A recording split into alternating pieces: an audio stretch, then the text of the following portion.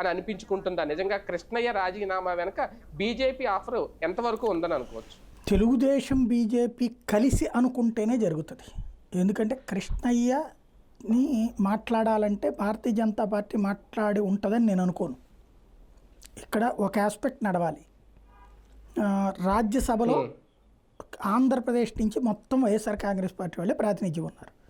జనసేనకి లేదు, తెలుగుదేశం పార్టీ ప్రాతినిధ్యం కోల్పోయింది. కాబట్టి తెలుగుదేశం జనసేనలతో పాటు భారతీయ జనతా పార్టీ కూడా పొత్తుంది. కాబట్టి ఇక్కడ ఓ ముగ్గురితో రాజీనామా చేయించి ముగ్గురు 3 సీట్లు తీసుకోవాలని ఏమన్నా అనుకున్నారా? తలా ఒకటి. అందులో భాగంగా ఇప్పుడు ముగ్గురు రాజీనామా చేశారు కాబట్టి ముగ్గురికి 3 వస్తాయా? ఇది ఒక ఆస్పెక్ట్. అది రేపు పొద్దున ఇవ్వబోయే సీట్లను బట్టి తెలుస్తుంది.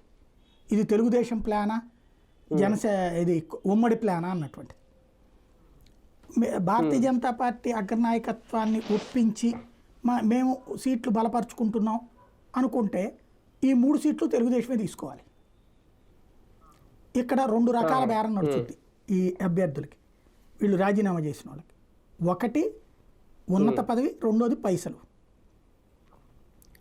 ఇవాళ మినిమం 200 కోట్లు, మ్యాక్సిమం 500 కోట్లు రాజ్యసభ సభ్యత్వం అంటే. ఇటు ఈ అభ్యర్థులకి ఇవ్వాల్సి వస్తే,